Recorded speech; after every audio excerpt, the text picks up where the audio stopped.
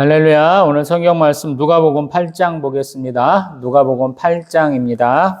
그 후에 예수께서 각 성과 마을에 두루 다니시며 하나님의 나라를 선포하시며 그 복음을 전하실세 12 제자가 함께하였고 또한 악귀를 쫓아내심과 병 고침을 받은 어떤 여자들 곧 7 귀신이 나간 자 막달라인이라 하는 마리아와 헤롯의 청지기 구사의 아내 요한나와 수산나와 다른 여러 여자가 함께하여 자기들의 소유로 그들을 섬기더라. 각 동네 사람들이 예수께로 나와 큰 무리를 이루니 예수께서 비유로 말씀하시되 씨를 뿌리는 자가 그 씨를 뿌리러 나가서 뿌릴새 더러는 길가에 떨어짐에 밟히며 공중의 새들이 먹어버렸고 더러는 바위 위에 떨어짐에 싹이 났다가 습기가 없으므로 말랐고 더러는 가시떨기 속에 떨어짐에 가시가 함께 자라서 기운을 막았고 더러는 좋은 땅에 떨어짐에 나서 100배의 결실을 하였느니라. 이 말씀을 하시고 외치시되 들을 귀 있는 자는 들을지어다. 제자들이 이 비유의 뜻을 물으니 이르시되 하나님의 나라의 비밀을 아는 것이 너희에게는 허락되었으나 다른 사람에게는 비유로 하나니 이는 그들로 보아도 보지 못하고 들어도 깨닫지 못하게 하려 함이라. 이 비유는 이러하니라. 씨는 하나님의 말씀이요 길가에 있다는 것은 말씀을 들은 자니 이에 마귀가 가서 그들이 믿어 구원을 얻지 못하게 하려고 말씀을 그 마음에서 빼앗는 것이요 바위 위에 있다는 것은 말씀을 들을 때에 기쁨으로 받으나 뿌리가 없어 잠깐 믿다가 시련을 당할 때 배반하는 자요 가시떨기에 떨어졌다는 것은 말씀을 들은 자이나 지내는 중 이생의 염려와 재물과 향락에 기운이 막혀 온전히 결실하지 못하는 자요 좋은 땅에 있다는 것은 착하고 좋은 마음으로 말씀을 듣고 지켜 인내로 결실하는 자니라. 누구든지 등불을 켜서 그릇으로 덮거나 평상 아래에 두지 아니하고 등경 위에 두나니 이는 들어가는 자들로 그 빛을 보게 하려 함이라. 숨은 것이 장차 드러나지 아니할 것이 없고 감추인 것이 장차 알려지고 나타나지 않을 것이 없느니라. 그러므로 너희가 어떻게 들을까 스스로 삼가라. 누구든지 있는 자는 받겠고 없는 자는 그 있는 줄로 아는 것까지도 빼앗기리라 하시니라. 예수의 어머니와 그 동생들이 왔으나 무리로 인하여 가까이 하지 못하니 어떤 이가 알리되 당신의 어머니와 동생들이 당신을 보려고 밖에 서 있나이다. 예수께서 대답하여 이르시되 내 어머니와 내 동생들은 곧 하나님의 말씀을 듣고 행하는 이 사람들이라 하시니라. 가로는 제자들과 함께 배에 오르사 그들에게 이르시되 호수 저편으로 건너가자 하시매 이에 떠나 행선할 때에 예수께서 잠이 드셨더니 마침 광풍이 호수로 내리침에 배에 물이 가득하게 되어 위태한지라. 제자들이 나와 깨워 이르되 주여 주여 우리가 죽겠나이다 한데 예수께서 잠을 깨사 바람과 물결을 꾸짖으시니 이에 그쳐 잔잔하여지더라. 제자들이 이르시되 너희 믿음이 어디 있느냐 하시니 그들이 두려워하고 놀랍게 여겨 서로 말하되 그가 누구이기에 바람과 물을 명함에 순종하는가 하더라. 그들이 갈릴리 맞은편 거라사 이내 땅에 이르러 예수께서 육지에 내리심에 그 도시 사람으로서 귀신 들린 자 하나가 예수를 만나니 그 사람은 오래 옷을 입지 아니하며 집에 거하지도 아니하고 무덤 사이에 거하는 자라. 예수를 보고 부르짖으며 그 앞에 엎드려 큰 소리로 불러 이르되 지극히 높으신 하나님의 아들 예수여 당신이 나와 무슨 상관이 있나이까? 당신께 구하노니 나를 괴롭게 하지 마옵소서 하니 이는 예수께서 이미 더러운 귀신을 명하사 그 사람에게서 나오라 하셨음이라. 귀신이 가끔 그 사람을 붙잡음으로 그를 쇠사슬과 고랑에 매어 지켰으되 그 맨 것을 끊고 귀신에게 몰려 광야로 나갔더라. 예수께서 내 이름이 무엇이냐 물으신즉 이르되 군대라 하니 이는 많은 귀신이 들렸음이라. 무저갱으로 들어가라 하지 마시기를 간구하더니 마침 그곳에 많은 돼지떼가 산에서 먹고 있는지라.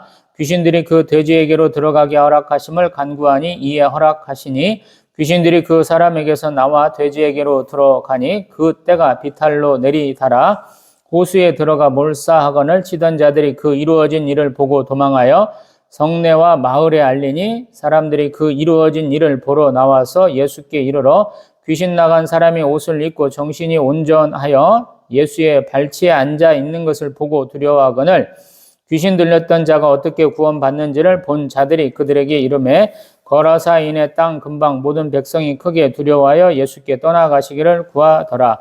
예수께서 배에 올라 돌아가실새 귀신 나간 사람이 함께 있기를 구하였으나 예수께서 그를 보내시며 이르시되 집으로 돌아가 하나님이 내게 어떻게 큰 일을 행하셨는지를 말하라 하시니 그가 가서 예수께서 자기에게 어떻게 큰 일을 행하셨는지를 온 성내에 전파하니라.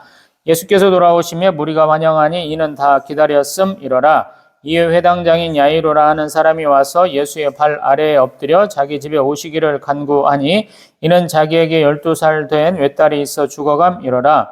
예수께서 가실 때 무리가 밀려들더라. 이에 12회를 혈루증으로 앓는 중에 아무에게도 고침을 받지 못하던 여자가 예수의 뒤로 와서 그의 옷가에 손을 대니 혈루증이 즉시 그쳤더라. 예수께서 이르시되 내게 손을 댄 자가 누구냐 하시니 다 아니라 할 때에 베드로가 이르되 주여 무리가 밀려들어 미나이다. 예수께서 이르시되 내게 손을 댄 자가 있도다.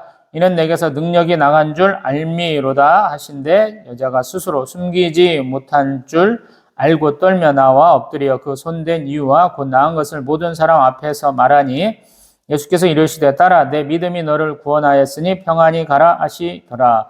아직 말씀하실 때 회당장의 집에서 사람이 와서 말하되 당신의 딸이 죽었나이다. 선생님을 더 괴롭게 하지 마소서 하거늘 예수께서 들으시고 이르시되 두려워하지 말고 믿기만 하라. 그리하면 딸이 구원을 얻으리라 하시고 그 집에 이르러 베드로와 요한과 야고보와 아이의 부모 외에는 함께 들어가기를 허락하지 아니하시니라.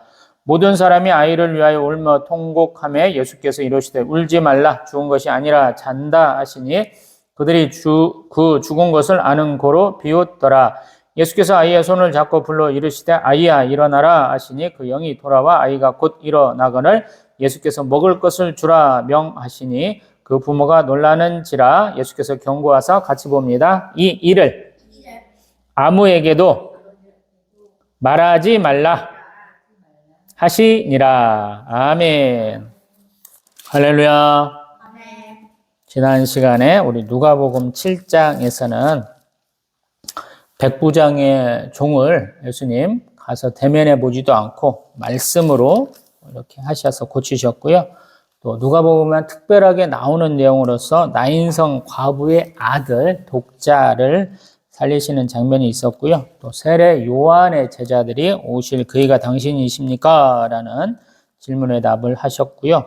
또 우리 시몬이라고 하는 한 바리새인의 집에 이렇게 초청받아서 가셨는데 식사 대접받는 자리에서 한 여인이 죄인임을 온전히 밝히면서 좀 구분 짓는 내용들이 있었습니다. 그러고 지금 우리가 이제 8장에 왔는데요. 참 우리 마태복음과는 순서가 조금 많이 다르고 마가복음과도 조금 달라요. 왜 그렇게 됐는지를 우리가 조금 더 생각을 해봐야 되는데 가장 첫 번째 생각할 수 있는 이유가 뭐냐면 사람들의 기억이 정확치 않다. 또 예수님과 함께 있었던 사람들이 좀 구성이 다를 수 있다라는 것이에요. 우리가 세월이 조금씩 지나가면 이게 언제 있었지? 이렇게 하게 되거든요. 그리고 사람들의 기억 속에는 중요한 것만 기억이 남거든요. 그래서 그 중요한 것 위주로 하다 보면 좀 순서가 뒤바뀔 수 있다. 또 성경은 시간 순서가 아니고 의미 순서이기 때문에 이 성경의 저자들이 더 확실하게 예수님의 그 생육신과 또 예수님의 그 공생 기간에 있었던 사역을 돋보이게 하기 위해서 좀 바꿀 수가 있다 이런 생각으로 좀 보시면 될 것 같아요. 누가복음 8장에서는 이제야 12 제자와 함께 하였다라고 그래요. 우리 마태복음과 굉장히 다르죠. 12 제자를 파송하시면서 그들에 의해서 병자가 낫고 귀신이 쫓겨나고 온갖 활동에 의해서 예수님이 돋보이게 되고 세상에 알려지고 그러다 보니까 옥에 갇혀있던 세례 요한이 오실 그이가 당신이십니까? 라고 제자들을 통해서 묻는 장면이 나와야 되는데 여기는 조금 다르죠. 예수님이 여전히 가장 핵심이에요. 제자 양육이 아직까지는 핵심이 아니다라고 말할 수 있는 것이죠. 어찌 보면 마태복음은 선지자들이 말하는 것을 다 이루는 것이고요. 누가복음은 좀 어떤 면에서 현실적인 사람의 눈으로 바라보는 거예요. 우리 누가라고 하는 의사의 눈으로 사람들을 일일이 찾아가서 그때 무슨 일이 있었는가 일일이 채집하는, 그건 2년에 걸쳐서 채집하는 그런 과정들이 있으니까 어찌 보면 더 정확할 수 있고요. 또 어떤 면에서는 굉장히 좀 차분한 시선으로 바라본다 이렇게 생각할 수 있겠죠. 다시 누가복음 8장 1절을 보면 예수님 12제자와 함께 하셨는데 가시면서 이제 그 12제자가 됐으니까 이제 하나의 무리를 이루었고, 그러다 보니까 집단 생활을 하게 됨으로써 그 내부에 좀 살림을 도와주는 분들이 생겼다 이 얘기를 하고 있어요. 그래서 그 구성원이 누구냐 보니까 7 귀신이 나간 자 막달라이라는 마리아도 있고, 헤로게스의 청지기 구사의 아내 요한나도 있고, 수산나도 있고, 다른 여러 여자가 함께 하더라라는 거예요. 자, 제대로 된 사역이 좀 되는 거예요. 왜 이런 일들이 벌어지느냐 보면은, 단독 사역일 때 예수님 혼자 다니실 때는 뭐 어디서든 편하게 지낼 수 있겠지만, 제자를 거느리고 다님으로 인해서 여러 가지 문제가 생기죠. 내가 당신한테 식사 대접하고 싶어요. 한 사람 데리고 가서 식사 대접하는 것은 쉬울 수 있지만, 무리를 데리고 가서 식사를 준비하는 것은 쉽지 않죠. 일단 그릇이라도 여러 개 사용해야 되고, 자리도 넓어야 되고, 시간도 좀 정하고, 준비하는 시간이 길어질 거 아니에요. 그렇기 때문에, 이제 여기서부터 제대로 좀 뭔가 활동이, 이루어졌다. 이렇게 표현하는 것이고요. 그러한 활동을 하는 데 있어서 예수님이 축복하셨다 하는 내용이 아마 씨 뿌리는 자의 비유에 해당하는 것 같아요. 조금 다른 관점으로 보게 하시는 것 같아요.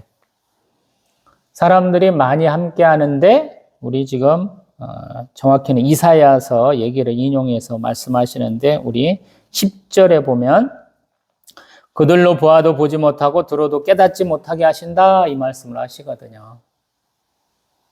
우리가 어떤 얘기를 들어도 잘 이해 못하는 경우가 참 많죠. 우리 특별히 성경의 말씀들이 그런 경우가 참 많아요. 일반적인 해석으로 우리가 하나님의 말씀을 깨달을 수는 없거든요. 어떤 경우에는. 그거랑 좀 비슷합니다. 씨 뿌리는 자의 비유에 나오는 것들을 보면 아마도 유대인들, 그 당시 이스라엘 사람들에게는 굉장히 보편적인 일이었을 것 같아요. 왜냐하면 길이라는 것은 우리가 생각할 때는 잘 닦여진 길, 누군가가 가가지고 분명히 그 길은 사람이 다니는 길이야 이렇게 딱 정해졌을 것 같은 우리가 어떤 고정관념을 바라보는데, 이 사람들의 땅은 좀 그런 면이 없는 것 같아요. 그냥 사람이 가면 그냥 인도가 되는 거예요. 우리 한국 사람들과 다른 서양인들의 차이 중에 하나를 그런 얘기를 하죠. 우리가 뭔가 건물을 짓고 새롭게 뭔가 조금 구역들을 나눌 때 보면, 우리는 사람들이 다니는 길이 지름길이다 그래서 자꾸 그렇게 다니면 그 지름길을 막거든요. 대부분의 사람들이. 땅 주인이 막아요. 근데 서양 사람들은 만약에 사람들이 많이 다닌다 그러면 그 길을 그냥 길로 뚫어버린다 이런 얘기를 하거든요. 예전에 본 기억 중에 하나는 애들이 통학로로 사용하는 지역이 있다고 그러더라고요. 상가인데 그 1층을 자기가 막아서 상점을 여러 가지 이렇게 임대를 하면 돈이 될 텐데, 건물주가 한 것은 뭐냐면 애들 통학로를 확보해 주려고 그걸 팍 뚫어버린다라는 거예요. 심지어 어떤 경우에는 사람들이 껐다고 모텔로 들어간다라고 그러더라고요. 여러 개 빙빙 돌아가야 되는데 모텔 그냥 1층으로 갈 수 있게 뚝 뚫어줬다 이런 얘기도 하더라고요. 여기도 그런 상황이에요. 사람들이 밭이 있건 뭐 포도원이 있건 과수원이 있건 거기를 갈 수 있게 해놨다라는 거예요. 우리는 인위적으로 담장을 쌓고 뭐 예전 같으면 탱자나무 심고 뭐 가시를 두르고 막 이런 짓을 했는가 모르겠는데, 여기는 그런 게 없다라는 거예요. 갈 테면 가 이렇게 되는 거예요. 그러다 보니까 안식일에 보리밭 지나가면서 이렇게 손으로 따갖고 비벼서 먹어서 예수님께 욕을 엄청 했던 사람들이 있는 것이죠. 자유로운 거예요, 통행이. 근데 그러한 땅에 씨를 뿌리고 있으니 온갖 일들이 벌어지겠죠. 저도 아산에 지금 산책로를 가다 보면 구철길을 이렇게 보수를 해가지고 그 위에 태양광 패널을 얹어놨는데, 도로 형태를 만들기 위해서 분명히 자갈을 깔고 그 다음에 흙을 쌓고 그 다음에 아스팔트를 깔아놨는데 그 주변에다가 사람들이 얼마나 부지런한데 작물도 심는다고 정신이 없으시거든요. 지금 봄을 맞아서 뭐 이렇게 작물도 심으려고 보니까 어떤 분은 얼마나 깔끔한지 몰라요. 한 며칠 사이에 거기에 있는 돌들을 싹 이렇게 골라냈더라고요. 본인 욕심에서 그러는데 그렇게 하면 도로가 사실은 아스팔트를 깔아놓은 그 도로가 소실되거든요. 비가 많이 오면. 그렇게 하시면 안 되는데 그렇게 하시더라고요. 똑같은 상황이에요. 이 땅도 돌이 많은 땅이에요. 이스라엘 땅도. 우리가 갈릴리 호수변이나 흑토라고 그래서 시커먼 땅이 있어서 좀 농작물을 기르기에 좋은 땅이지 나머지 땅은 우리 흔히 마사토 플러스 자갈들이 많은 땅인 것 같거든요. 그래서 그 땅은 깊이 파봐야 작물을 심을 수가 없거든요. 그래서 보면 우리는 항상 쇠쟁기로 깊게 파야 된다 이런 생각을 하는데 이 사람들은 그렇지 않은 것 같아요. 파면 팔수록 굳은 땅 나오니까 그렇게 깊게 뿌리를 뻗지 않는 작물들을 많이 심는 것 같다 이런 생각을 하거든요. 그러다 보니까 돌 있는 건 너무 당연한 것이고 또 자기 밭이라고 지게석이 있긴 하지만 그것을 딱 표현하기 위해서 우리가 분덕을 만들거나 도랑을 판다든가 이런 것을 안 하는 것이거든요. 그러다 보니까 자연스럽게 가시떨기나무를 끝에가 그냥 자연스럽게 걔네들이 자라는 거예요.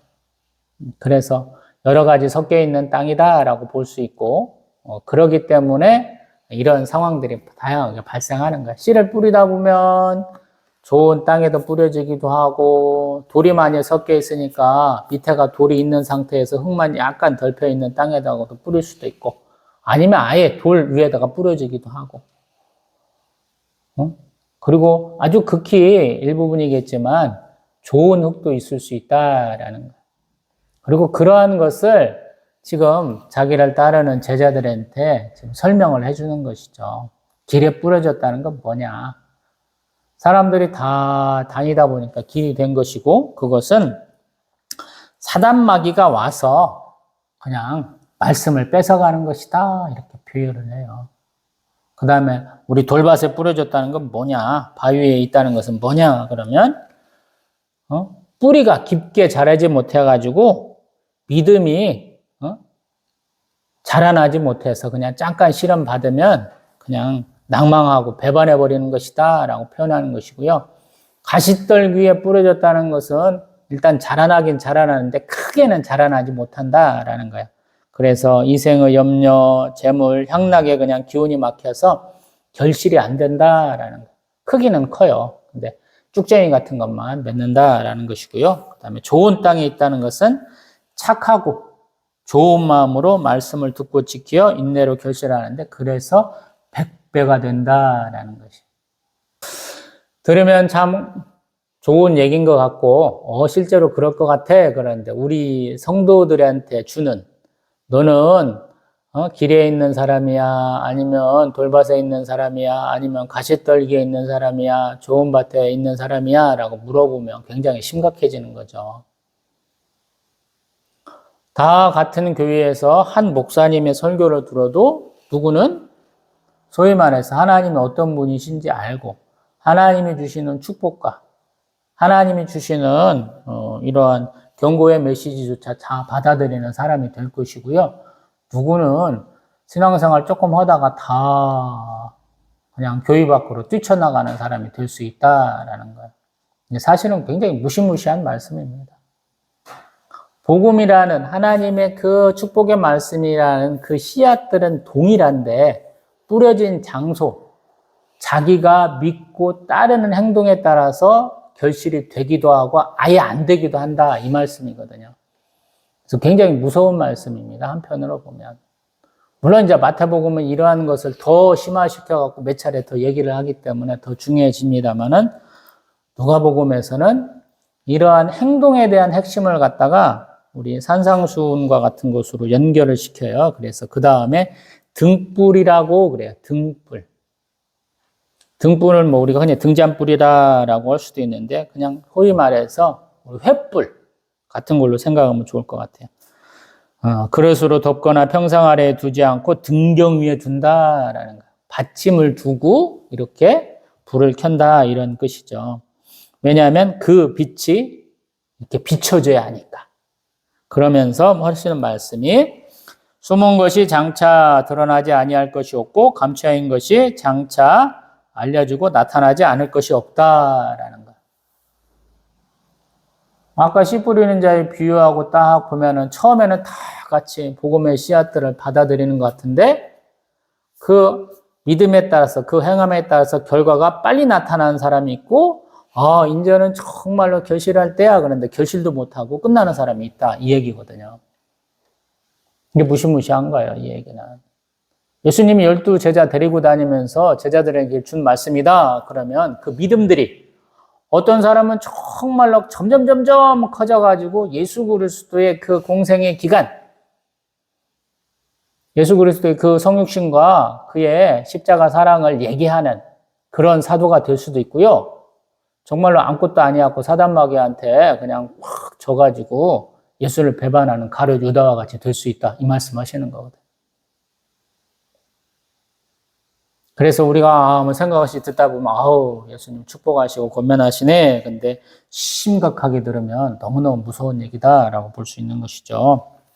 그래서 18절 뭐라고 하시냐면 너희는 어떻게 들을까 스스로 삼가라. 누구든지 있는 자는 받겠고 없는 자는 그 있는 줄로 아는 것까지도 빼앗기리라. 아멘. 그래서 참 조심해야 되는 거예요. 하나님은 열심히 있는 자, 노력하는 자에게 자꾸 더하셔요. 근데 하나님 뜻대로 하옵소서 하고 아무것도 안 하는 사람에게 때는 있는 것도 다 뺏어 가신다 이렇게 말씀하시는 거거든요. 그래서 노력해라라는 거예요. 산책하다 보면 등산하다 보면 길거리 걷다 보면 온갖 다양한 상황들을 보게 돼요. 저도 사진에 꼭 담아놓는 것이 뭐냐면 식물들이 참 열심을 다합니다. 목숨 걸고 사는 것 같아요. 조그마한 틈을 파고 들어가서 한 줌도 안 되는 흙을 이렇게 부둥켜 안고 꽃 피우고 열매 맺음이 있거든요. 우리 민들레도 그렇기도 하고, 저는 다양하게 봅니다만, 봉숭아가 그렇게 피기도 하고, 채송화가 그렇게 피기도 하고, 온갖 다양한 식물들이 그렇게 크거든요.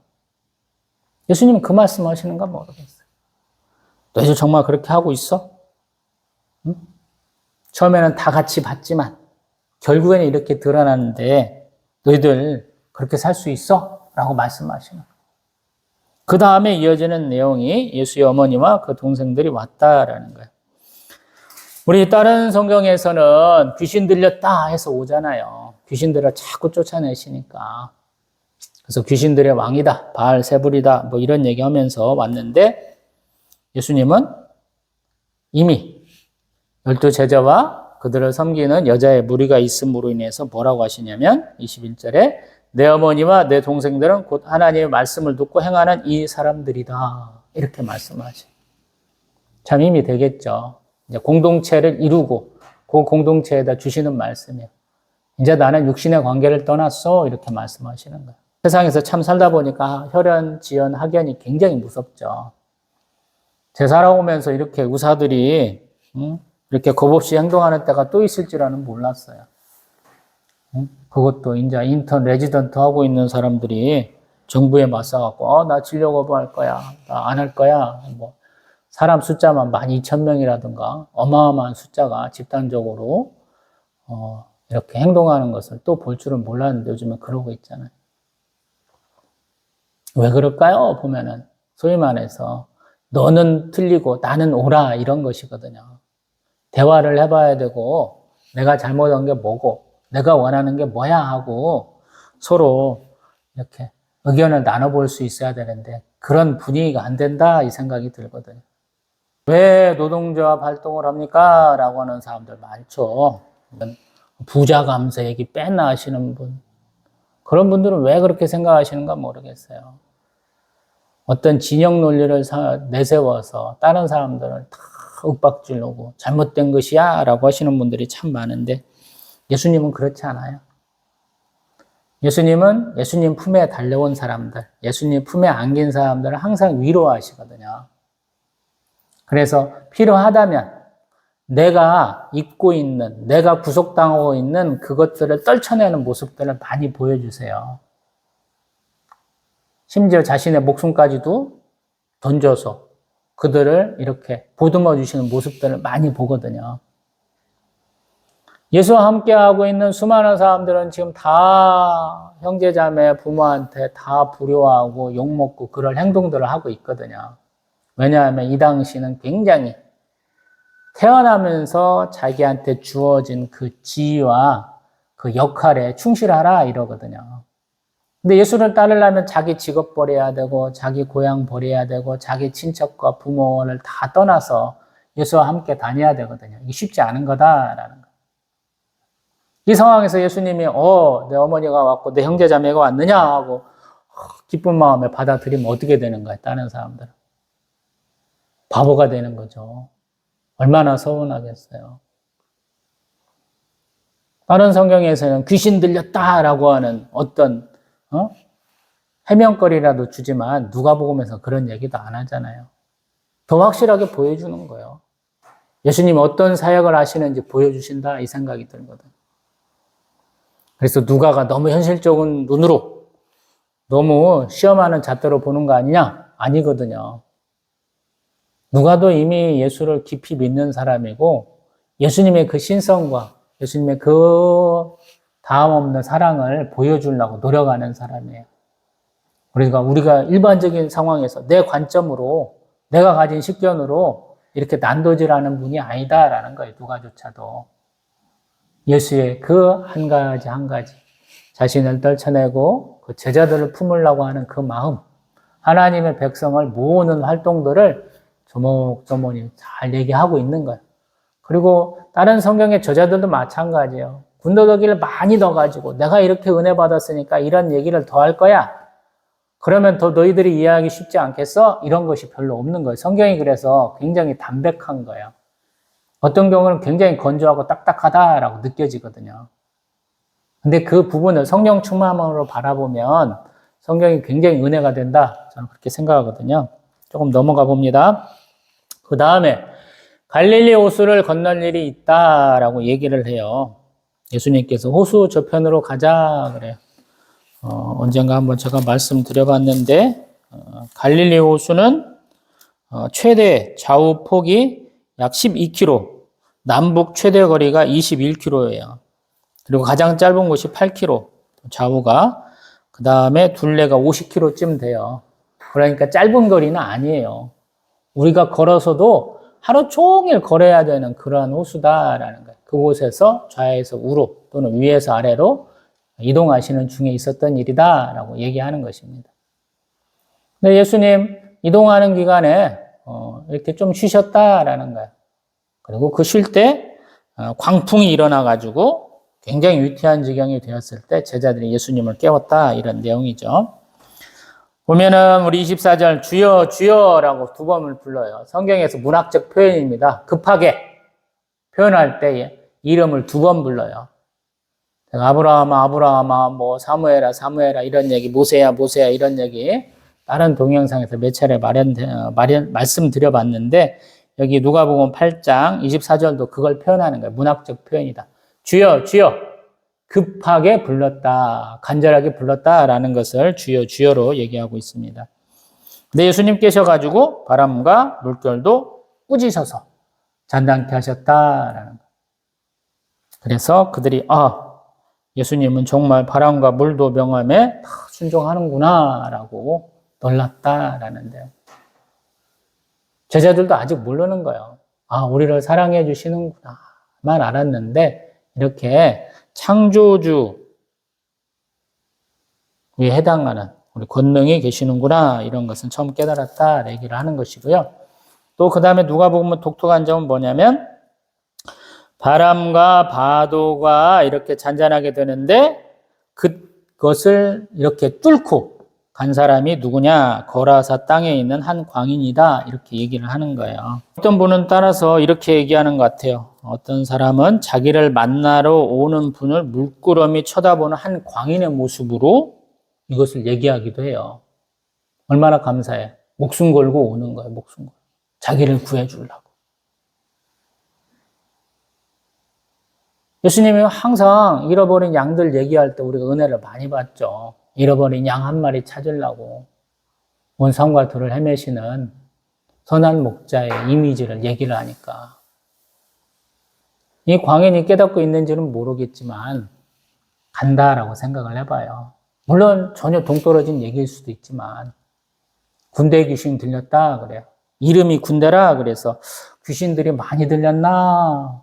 왜 앞에는 7 귀신 들렸던 우리 막달라인이라는 마리아가 있으니까 더 심하지 않느냐라고 생각할 수 있는 것이죠. 근데 군대 귀신이라고 하는 많은 귀신들이 있음으로 인해서 우리 쇠고랑 여기 29절에 보면 쇠사슬 고랑에 매였어도 그것을 끊고 광야로 간다 그러니까 엄청난 힘이 있어야 되겠죠. 소위 말해서 괴력을 발휘할 수 있는 만큼 되려면 귀신이 많이 들렸겠다 우리가 이렇게 생각을 하는 것이죠. 근데 그 귀신이 예수를 먼저 알아본다라는 거예요. 누가복음의 핵심 중에 키워드가 하나가 뭐냐면 예수의 신성을 아는 것은 사람이 아니고 귀신 먼저다. 요거거든요. 그러면서 이 귀신이 나 좀 괴롭게 하지 마시고 나를 좀 저쪽으로 나가게 해주세요 라고 묻는 것이고 예수님이 허락하시니까 이 돼지들이 그냥 돼지떼한테 딱 이 귀신이 들어가고 돼지들이 호수에 들어가서 몰사한다라는 거예요. 이 부분을 제가 어떻게 설명할 수가 없더라고요. 귀신이 왜 소위 말해서 돼지한테 빙의하게 되느냐, 그리고 왜 귀신들은 물속에 들어가느냐, 이 부분들을 모르겠더라고요. 근데 도망의 수단으로 썼겠거니라고 느껴져요. 도망갈 데가 없는 거예요. 예수 앞에서. 예수의 신성 앞에 여태까지는 막 사람들 정도 까무러치게 하고 도망가는 것으로 그쳤는데 이제는 아예 도망갈 데가 없다라는 거. 광야니까 빙의할 대상이 없는 거예요. 근데 돼지한테 갔는데 그때도 불구하고 예수님의 그 위험에 놀라가지고 자기들이 어찌 보면 살 수 있는 곳이 없는 곳으로 간 것이 아닌가 이렇게 좀 추정을 해볼 따름입니다. 근데 예수님이 이 사람한테 허락하신 말씀이 오히려 더 중요한 것 같아요. 39절. 야, 나는 따라오지 말고 집으로 돌아가서 하나님이 내게 어떻게 이렇게 귀신에서 벗어나게 했는지 그 큰 일을 행하셨는지를 말하면 되겠다라고 말씀하시는 거예요. 이게 참 놀라운 것이죠. 우리는 은혜를 받았으면 은혜를 갚아야 됩니다. 이렇게 생각을 하거든요. 신앙생활도 그렇게 하시는 분들이 많아요. 하나님이 나의 가장 큰 문제를 해결해 주셨어. 나를 죽을 위기에서 구해 주셨어. 내 어떤 쓰러져가는 기업을 세워주셔서 내 가정을 지켜주셔서 내 자녀와 내 가정을 하나님이 치유하셨어. 이렇게 하시는 경우가 참 많거든요. 그렇기 때문에 내가 갚기 위해서 뭘 해야 돼? 이렇게 생각하시는 분들이 많다라는 거예요. 근데 예수님은 그렇게 말씀 안 하시거든요. 네가 평안히 살아라. 하나님은 우리에게 복을 주시는데 값없이 베푸는 그런 복이에요. 그 부분을 많이 오해하니까 갚아야 된다 그러더라고요. 아니에요. 하나님이 하신 일을 내 입으로 평생 증거하면서 사는 것이 하나님의 그 은혜를 갚는 거예요. 그래서 많은 분들이 너무 자신의 능력 이상으로 뭘 해야 되니까 문제들이 많이 생기는 거예요. 예수님은 너 이렇게 했으니까 너 갚아야지 이렇게 하시는 게 하나도 없다라는 거예요. 갚을 수도 없는 거예요. 더 정확하게는. 많은 사람들이 나의 노력으로 내 남은 생애 동안 뭔 일을 해서 갚아야지 그러는데 사실은 갚을 수가 없는 거예요. 생명을 구하시고 내 삶을 평안하게 회복시켜 주셨는데 뭘로 갚겠어요? 사람의 능력은 안 되는데. 그래서 차라리 즐겨라. 예수님 그렇게 말씀하시는 경우가 참 많아요. 그 다음 야이로의 딸과 우리 혈루병을 12해 동안 앓은 여자의 얘기가 나와요.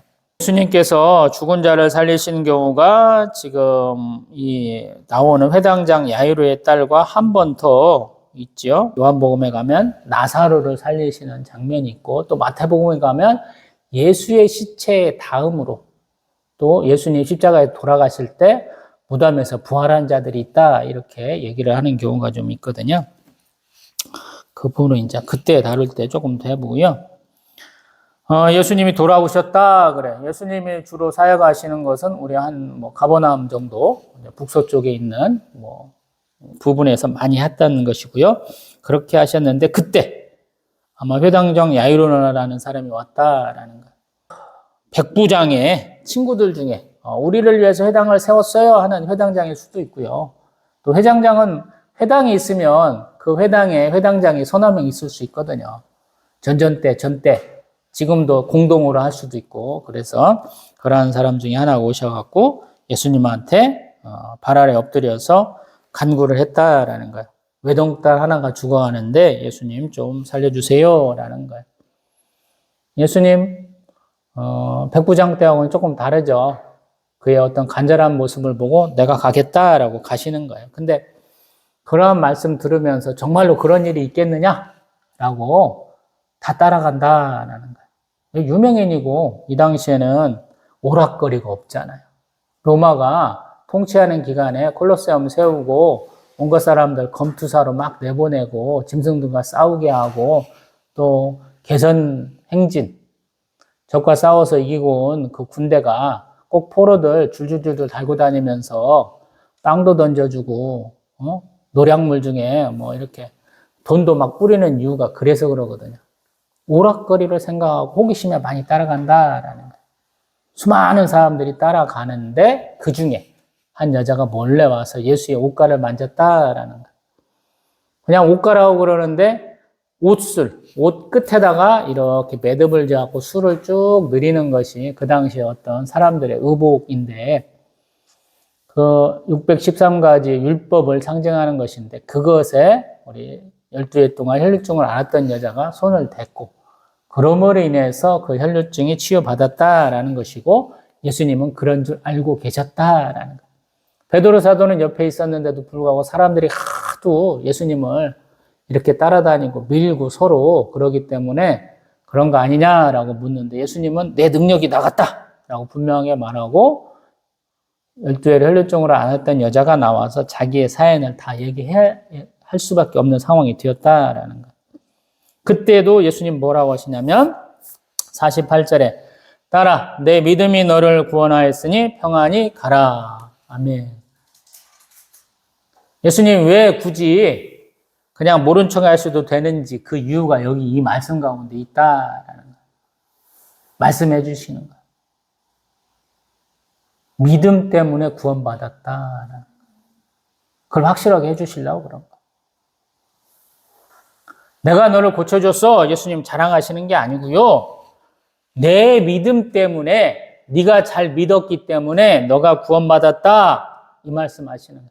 우리 인사해 주려고. 예수님은 항상 인사성이 밝으세요. 반겨주시는 거예요, 사실은. 샬롬, 평안히 가라. 이렇게 말씀하시는 이유가 나를 영접해라. 또 나하고 교제하자. 이런 뜻이다라는 거예요. 제가 후안 카를로스 오르티즈 목사님 맨 아침마다 일어나면 굿모닝 가득 그 얘기 몇 차례 하는데, 그분의 그 어떤 하나님과 기도 방법이 다 틀린 것이 아니다라고 하는 이유가, 하나님은 대화하기를 원하세요. 우리하고 교제하기를 원하시거든요. 그래서 자기가 나름대로 택한 방식으로 그분은 그렇게 행하시는 것이죠. 그리고 그렇게 12회를 혈류증을 앓았던 여자가 치유받고 그의 정체를 밝히고 그 내력을 설명하는 기간에 벌써 회당장의 집에서 사람이 와서 뭐라고 그러냐면 당신 딸 벌써 죽었어요 라는 거예요. 예수님은 믿기만 하라 그러면서 데리고 가시는 거예요. 참 황당하죠. 듣다 보면 화가 나잖아요. 곧 죽을 위기에 있는 사람이 있는데도 불구하고 예수님이 가시면서 굳이 12회를 혈류증을 앓은 여자가 한 행동을 밝힌다라는 거예요. 회당장 야이로는 그냥 화가 막 머리끝까지 나고 막 온갖 일들이 다 머릿속에서 스쳐가면서 불안했겠죠. 근데 예수님은 그 얘기를 해주신다라는 거. 왜? 여인도 알아야 되니까. 사람들도 깨달아 알아라라는 거. 급한 것이 무엇이고 중요한 것이 무엇인가 깨닫게 해주신다라는 거. 삶과 죽음의 와중에도 예수님은 중요한 것을 말씀하신다라는 거. 그래서 신앙생활이 어려워요. 우리는 항상 급한 것에 매몰돼 살거든요. 아니에요. 중요한 것이 더 중요한 거예요. 예수님이 지금도 그러시잖아요. 한 사람의 생명이 왔다 갔다 하는데 예수님 보기에는 그것이 아니다라는 거예요. 믿음만이 너를 구원할 수 있다. 다시 한번 말씀하시려고 이렇게 시간을 지체하신다라는 거예요. 예수님 가셔서 죽은 것이 아니라 잔다라고 말씀하시잖아요. 그 중에 다 와갖고 사람들 소위 말해서 울어서 돈 버는 사람들도 있겠고 또 친인척이라서 눈도장 찍으려는 사람도 있겠고 진실되게 와서 위로하는 사람도 있겠는데 많은 사람들이 예수님 죽은 것이 아니라 잔다 그러니까 비웃더라라는 거, 비웃었다. 예수님의 신성을 아무도 안 믿는 거예요. 그럼에도 불구하고 예수님 핵심 제자들과 부모를 데리고 딱 일어나서 그 방에 들어갔겠죠 아마도. 그러면서 아이야 일어나라 그러면서 손을 잡아 일으킨다. 참 대단하죠. 애가 일어나는 거예요. 그 혼이 도망가는데 다시 왔다라는 거예요. 그만큼만 묻고 보면 아이가 일어나더라. 할렐루야. 예수님은 다 생각하고 계셨고 다 염두에 주시면서 무엇부터 말씀하시냐면 먹을 것을 줘라. 아멘. 우리는 한 가지 일밖에 못 봐요. 예수님은 그 앞을 본다라는 거예요. 막 일어나서 사람들은 살아났네 하면서 막 기뻐하고 온갖 난리 다 칠 것인데 예수님은 그것보다 더 중요한 게 뭐냐면 먹을 것을 줘라. 아마도 야가 소위 말해서 사경을 헤매면서 아무것도 못 먹었을 것 같거든요. 예수님은 상황을 다 아시잖아요. 이 아이에게 살아있는 아이 더 건강하게 자라서 시집도 가고 아기도 낳고 그런 사람이 되기 위해서 이 순간 가장 좋은 게 뭘까? 맛있게 먹는 것이다. 이제 기운 차려라 라는 뜻이거든요. 그래서 놀라운 거예요. 그리고 부모한테는 뭐라고 그러냐면 이 일을 아무에게도 말하지 말라. 아멘. 누구에게는 말하라. 누구에게는 말하지 말라. 이 말씀을 하시는 거예요. 영향력이 없는 사람한테는 더 말하라고 그러고 영향력이 있는 사람한테는 조용히 하라. 이런 것 같거든요. 회당장 야이로한테는. 그래서 우리가 어려워요. 내가 느낀 감동대로, 내가 하고 싶은 대로 신앙생활 하면 얼마나 좋아요? 아니라는 거예요, 예수님은. 누구한테는 가서 너한테 일어난 일들을 세상에 막 알려라. 소문도 막 내라. 누구에게는 너는 그런 거 하면 안 돼. 가만히 있어. 이렇게 말씀하시는 거예요.